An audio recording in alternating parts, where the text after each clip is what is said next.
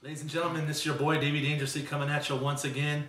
As always, I got Dan the Beast Salazar and Rated R Salazar, the Brothers of Destruction. What's up, guys? This time, coming at you with episode 14. Big episode today. Big episode. I'm so excited. We have a special interview. We're going to talk about that right now. Here, we live in the Central Valley, in Fresno in particular. We are lucky enough to have independent promotions that have been around for years and years. We have a new independent promotion called Best of the West Wrestling. It's headed up by Money Mike Rayne. I'm sure you've all heard that name. So I was lucky enough to get an interview with Mike Rayne. It's a great interview. A little controversial. It's a little controversial. This guy asked the hard-hitting questions. You know, I was there. I got to witness it. I was behind the camera, and it got a little heavy at some points. As you've seen, there was a disclaimer before this episode, so you know there might be some things said on here that not everybody likes. But you know that's how the Ring Crüe does. We ask the hard-hitting questions. That's what we do. We like to take that controversy, talk about it, and then put it to bed. Yeah. Well, I haven't got a chance to see it yet, so let's go ahead and roll that because I want to see it. I'm kind of excited about seeing it. Yeah, it was great. So let's give it a watch. All right, guys, here it is. Ladies and gentlemen, this is your boy, Davey Dangerously, coming at you once again today. Special treat today. I am 1/3 of the legendary Ring Crüe. This is a one-on-one today. I'm here today with a very special guest. He is a California indie legend. Ladies and gentlemen, this is Money Mike Rayne. Welcome, Mike. How's it going? Pretty good. Thanks for having me. No problem. Mike is currently the NWA Vendetta Pro Triforce Champion. He is the UEW Eastern Pacific Champion, the 2015 Vendetta Pro Breakout Star of the Year, and he also competes for the global phenomenon HoodSlam as the 1920s gangsta James C. And if that wasn't enough, this man is coming to Fresno. We're in the promoter hat this time. He's going to be doing a new scene called Best of the West Wrestling, and that's why we're here today. We want to talk about the Best of the West Wrestling. There's so many guys advertised for this show. What can we expect, and how did this whole idea come about? Well, you can expect the best wrestling event to happen since NAW used to run at the Radisson. That's what you can expect. You can expect the best wrestlers from the entire state here. You can expect guys to work their asses out. You can expect the fans to be wowed. The reason this is all happening is what some people might not know is that beyond wrestling, I promoted North American wrestling here in town for years and years and years. I also promoted Pile Driver Pro Wrestling here in town. I took a couple years off to just focus on traveling and wrestling myself, but I got sick of seeing the scene suffer here in town, and I found myself in the same position I was a couple years after training, where I'm the only one who's going to put something together in the city that I can be proud of, and so I'm going to do it. And we're going to make this a little taste of HoodSlam, a little taste of the old NAW, and we're going to have a damn good time. Awesome. Well, let's jump back a little bit. You know, we've had the pleasure of seeing you like an NAW, PPW, Lucha Extreme. But tell us how you got your start. Tell us who trained you and how you got started promoting as well. Well, and who helped you along? Okay. You know, to say who trained me is a long question, because I've trained with so many great people, but I will give the main credit to Brian Ward, who's based here in Fresno, and also CJ Bates, who used to wrestle as Dante. Oh yeah, we love Dante. Those two guys gave me my basics, they gave me my core, and they also just gave me my mentality when it comes to wrestling. And for that, I'm ever grateful to them. But I've also spent time at APW with Roland Alexander. I've also trained with Manny Fernandez at Lucha Extreme. I've also flown myself out to Harley Races School in Missouri several years in a row and spent some time out there. So it's hard to give one person credit, but the people who put the most time into me was Dante and Brian Ward by far. I started wrestling in 2001. Right after high school. That long? Oh, it has. I did amateur wrestling before that, and the only reason I did amateur wrestling is I wanted to be a pro wrestler. And then I did that, and I was like, what the hell? There's no suplexes in here, no body slams, you know? But I did it for the experience, and it helps me do what I do today. And as soon as I graduated, I moved here to Fresno to get trained. That's awesome. And Fresno has been kind of a hotbed of wrestling, you know, for years. Like we said, NAW, you've had success there. Pile Driver Pro, most recently, Lucha Extreme, the promotion that's run by Lance Cardoza and Manny Fernandez. There's been a lot of controversy surrounding that promotion. It seems like there's been a mass exodus of talent. That place was full of talent. It seems like the fans are kind of in the dark about that whole thing. I know you posted something on your Facebook in like December. Is there anything you want to talk about or that whole incident? Is there anything you want to say about that, or how that whole thing came about how the guys just left? You know, it's a really long story, but I'll try and condense it down as much as I can. But Lucha Extreme started off as probably the brightest potential of any indie fed on the entire West Coast. They got guys WWE tryouts. They did a lot of things they said they were going to do. But when it comes down to it, they started with a great core, great crew. They had great training. Manny Fernandez was in there 2 or 3 times a week training the kids. I was in there the other 2 or 3 times training the kids. So they were getting this 70s and 60s wrestling knowledge, and then somebody who was bringing them up to date modern-wise. So the kids there, like Marcus Erics, for example, Kevin Oldovino, Jesse the Snake Pool, a lot of good kids got trained there. But what happened is Manny Fernandez is just a terrible person. And there's really no way for me to dance around it. And I thought about saying, you know, the guy has dementia or this or that, but there's no excuse for the way he treats people. And when you have guys like Guido, the ref, Sparky Ballard, Dylan Drake, JR Kratos, Brian Tannen, myself, Wise Guy, and we all leave. You know, it's not because we're looking for greener pastures. A lot of us stayed there months after things went bad. But basically, they were underpaying guys. They were treating guys like crap. One incident that I can bring up is Guido was in the back getting ready to ref. Manny came in the back. He had been reffing with the company for 2 years. Manny didn't know his first name. Started yelling at him for something random. Told him to take his shirt off and get out of the building. I went up to Lance immediately and said, Lance, you can't treat somebody like Guido like this. He's well respected. He's well liked. He never did anything wrong in this company. And Lance said, that's Manny being Manny, and Guido should have just went outside, let Manny cool down, and come back in.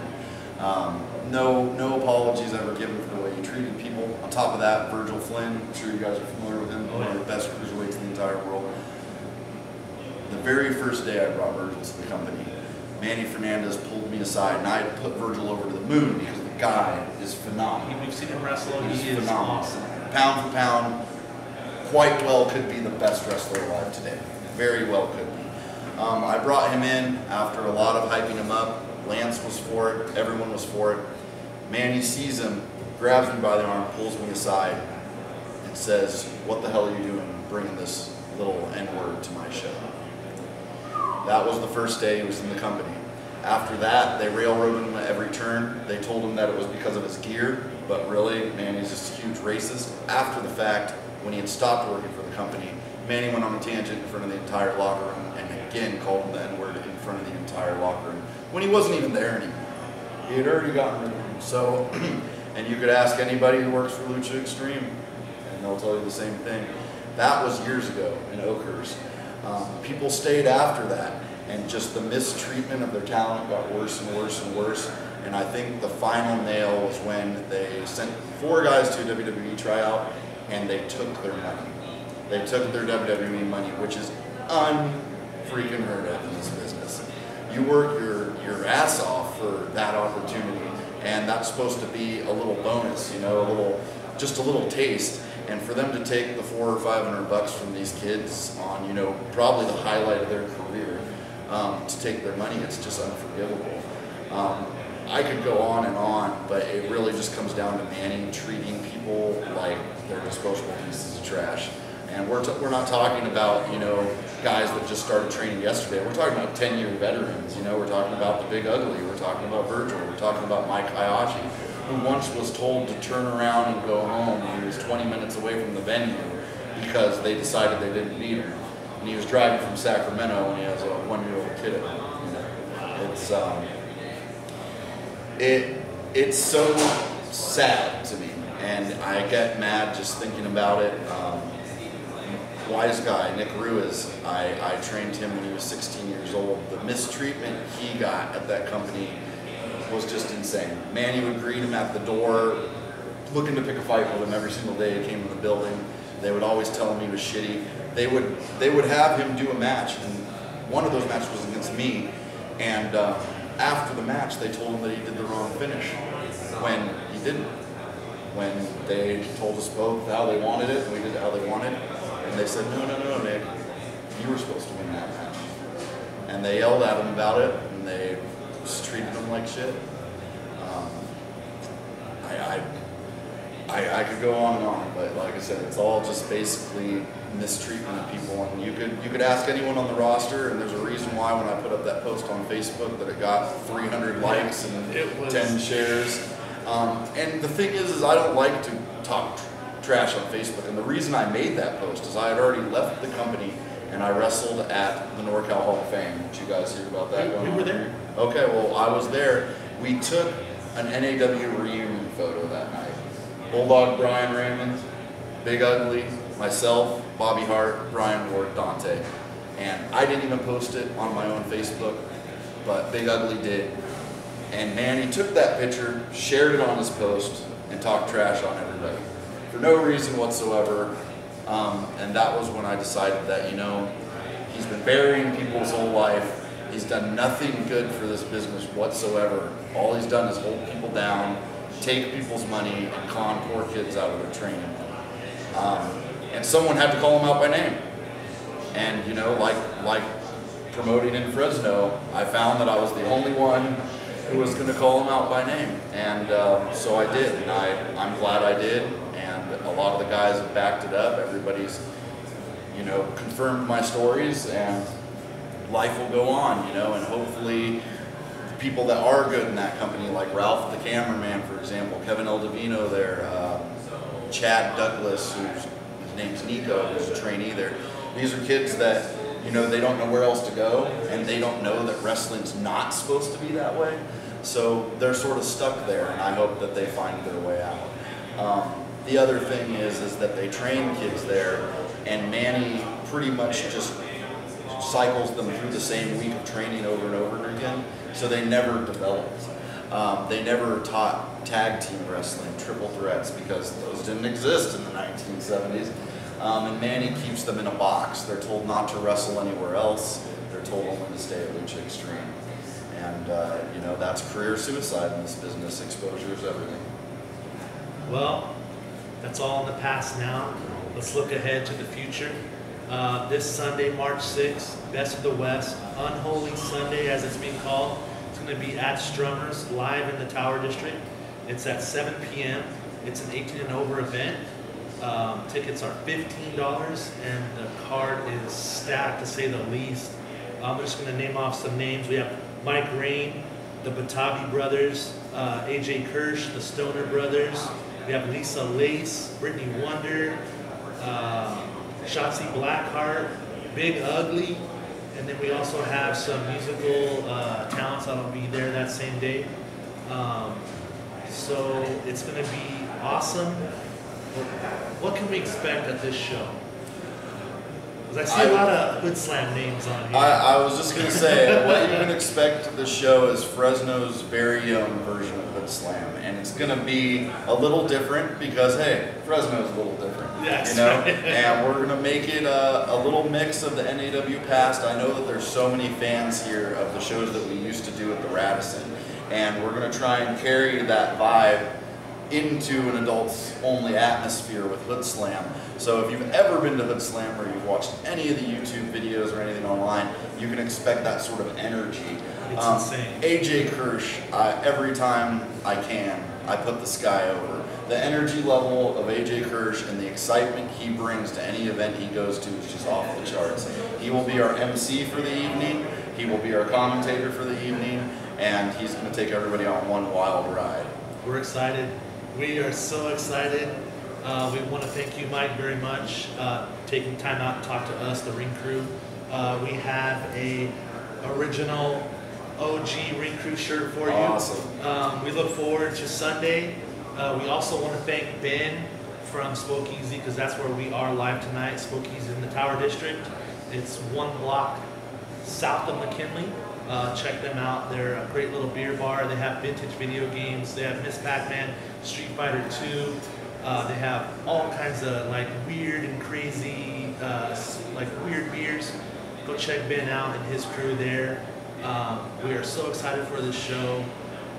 It's going to be a blast. It's going to be a 4-hour show. Is this going to be the only show that you put on, or is it going to be more shows in the future? Oh, there's more shows in the future. We're already lining up our April date. I don't want to say it yet because we're still getting it all the way confirmed. But we will be back in April. This is going to be a monthly deal at Strummers, bringing adults wrestling entertainment every month to Fresno. On top of this, in early spring, early summer, I will be running all ages events here in Fresno too. Don't want to leave out the kids and all of our young wrestling fans. We're going to make Fresno the hot spot that it was when NAW was in its prime. I like that little hashtag, Fresno Wrestling is back, and it feels like it is, with all the talent that I've just named off, and there's talent being announced every day, and we still got 6 days away. So it's true, we got a few more surprises to let out. He's not telling us, so you got to come to the show. $15, like I said, at Strummers. You can buy them online, you can buy them at Strummers. We want to thank you again. That's going to do it for us today. As always, do what you do, but whatever you do, don't mess with Mike Rayne, the money man himself. This show right here, Unholy Sunday, or the Ring Crüe. We'll see you Sunday, and we'll see you next time. Man, that was great. I mean, I told you. That was awesome. I'm glad that Mike Rayne had something to say, and I'm glad that he used our show as his forum. We really appreciate that, man. And I can see why there was a disclaimer. My palms were sweaty. So yeah, it was a good episode. Great episode. A great interview. Thanks again to Mike, Money Mike, who's an awesome dude. We spent a little bit of time with him afterwards, talking some more. Looking forward to this adventure he has coming up. Really excited. We also want to thank Ben once again from Spokeezy, being gracious enough to let us host this interview at his bar. Check him out, Spokeezy in the Tower District. It's an awesome little place. Awesome beer bar. And check out Best of the West, man. It's coming up. It's coming up this Sunday night. 6th, right? Yeah, March 6th. March 6th. It's going to be at Strummers. Strummers at 7. 7 o'clock. Doors open at 6:30. Tickets are $15 online, $20 at the door. It is 18 and over, so don't bring your kids. It's going to be one of those shows, as Mike said. I'm sorry. I didn't mean to interrupt you. No, I'm sorry. right. I'm just looking forward to Mike Rayne saying it's going to be a little bit of HoodSlam in there. Yeah. Oh, Just the fact that we're getting a little taste of HoodSlam here in Fresno. I mean, that to me is exciting. It's gonna be fun. Yeah. Oh yeah. It's gonna be this little venture he's doing now. We've seen him in NAW, Pile Driver Pro, Lucha Extreme. Now he's back with Best of the West Wrestling. A lot of great California indie stars, local guys. It's gonna be great. Like I said, $15 online. You can go to strummersclub.com for those tickets. You can also go to WrestlingBOW.com, or you can look them up on Facebook, Wrestling BOW. Yeah, just follow it. If you follow us on our social media, you'll see we've been posting a lot about it. All day, continuing every to day. post about it, and we're going to be continuing, hopefully, in a good relationship with Mike and the Best of the West. As he said, there's going to be a lot of shows coming up. He's going to try to do monthly shows here in Fresno. Partnership. Yeah, we'll see. Mike? Lots of. We'll be your interview guys, brother. Lots of interviews coming up with the local guys. So keep an eye out on that if you love local wrestling like you should. All right, guys. Thank you very much. This has been a very controversial episode. Man, great. We were glad to interview, and we hope to bring you more of these hard-hitting subjects. And as always, do what you do, but whatever you do, don't mess with Best of the West, Money Mike Rayne, or the Ring Crüe. We will see you at Strummers.